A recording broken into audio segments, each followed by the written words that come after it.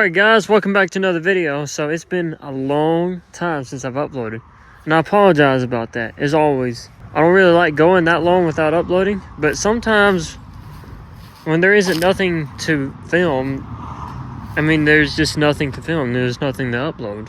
But today is an exception because it's just been announced that we need our wood splitter running. I don't know if you guys know what I'm talking about or if you've actually seen it, but it's been included in one video on this channel, and that's the equipment tour. In this video though, we're gonna get it running. I bet this thing would start up if I put gas in it. So the wood splitter is right here.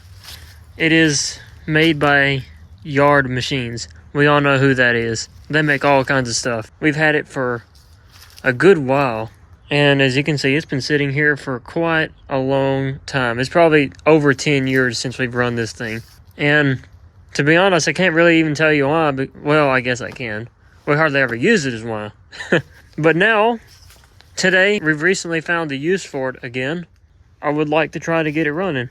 But we are probably going to replace every single one of these hydraulic lines, which won't be too big of a deal. I have good experience with hydraulics, especially on something like this. This is a piece of cake to work on. I mean, look at it. 2 or 3 lines at the most. As many years of experience as I have working on small engines, Honda's not one I've ever touched. Until today. So it has a ball hitch. We're going to bring that up to the house with the tractor. So let's do that.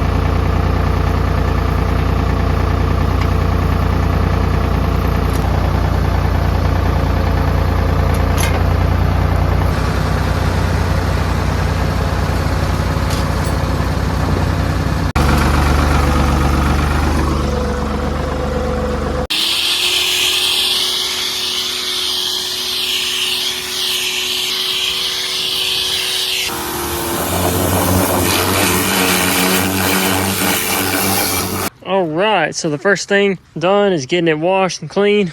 Looks a lot better now. Now I actually feel comfortable putting my hands on it. So before I do anything else, I want to make sure this engine is not locked up. Alright. Our engine is not locked up, which is good. I guess the first thing I was gonna do was drain the hydraulic tank, but I think the only way to do that is to pull this line off, and I kind of don't want to do that. So maybe we won't have to do that, but I definitely want to replace this hydraulic line right here. And if you have any experience with hydraulic lines, you know that places like O'Reilly's and AutoZone will build hydraulic lines in-house. So we'll get that replaced. It has threaded ends to it. That'll be easy as pie. This one is clamped on for some reason, as it is on this side too. I really wouldn't want to run it with the cracks like that because that could just spray through and that wouldn't be good. So get this off, get that one off too, and we'll get this stuff replaced. Maybe change that filter out, and I will crack open the fill plug just to see what it looks like in there.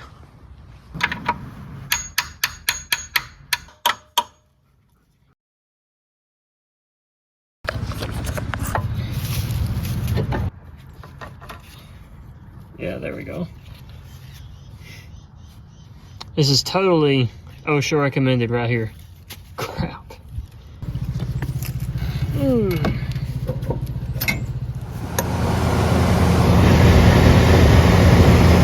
Well, I needed to go get some hydraulic lines from O'Reilly's, and I was gonna take this truck, but the power steering is leaking like crazy. Like, when I started it up, I had no power steering at all.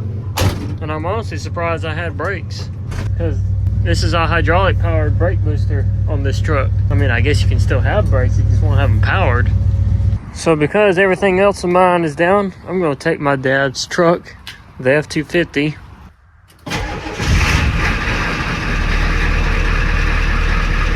Yeah, I'm aware the high idle doesn't work.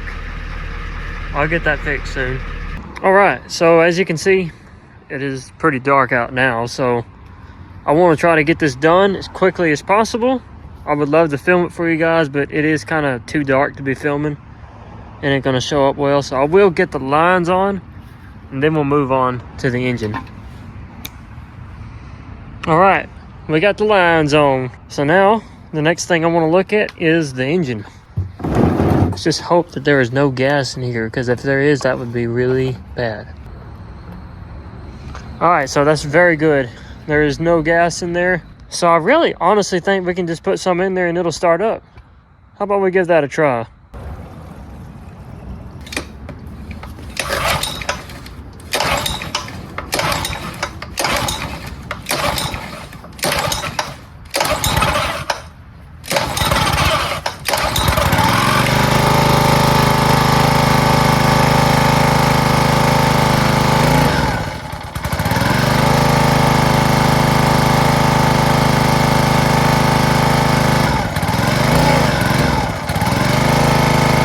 Well, it runs, but not without the choke.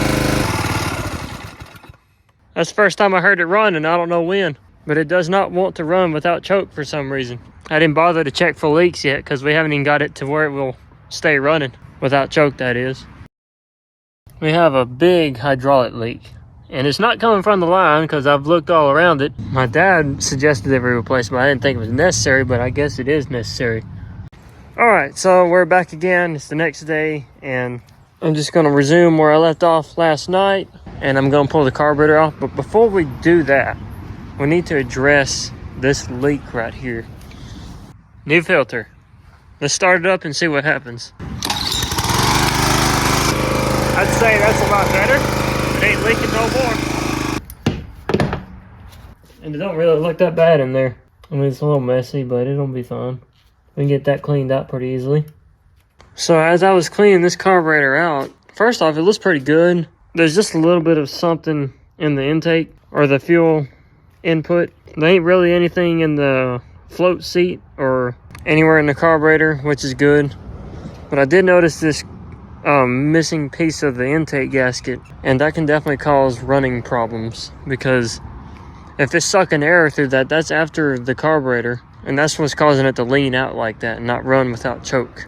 I wish I had a gasket right now, but in order to get one, it'd probably take days. And I don't want to wait days to get a gasket. So, until I can get a more permanent solution, this is what I'm going to be doing. I'm just going to be using some masking tape. Hopefully it'll hold up. This is so redneck. Alright, so I got it all put back together, all cleaned up and everything. Only thing left to do now is to see if it'll run without choke.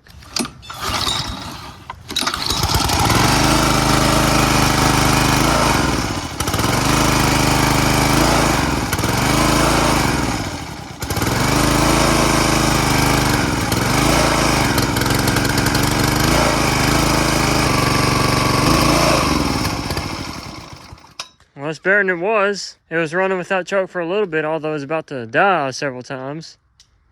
It's better than it was. I think I'm just gonna let it roll there. So yeah, I did find the sticker. It came off when I pressure washed it. So I think as long as I just keep it like half choke, whatever, just gonna leave it at that. I operated the hydraulics, works just fine. We're fixing to go try to split some wood in just a minute. But yeah, this thing is ready to rock and roll, except for the tires. I need to put some air in it, and I need to try to get this one aired up because it's completely off the rim. Who knows if it'll actually hold any air.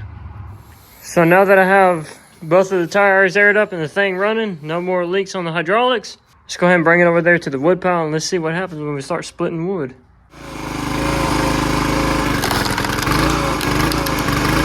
Nice.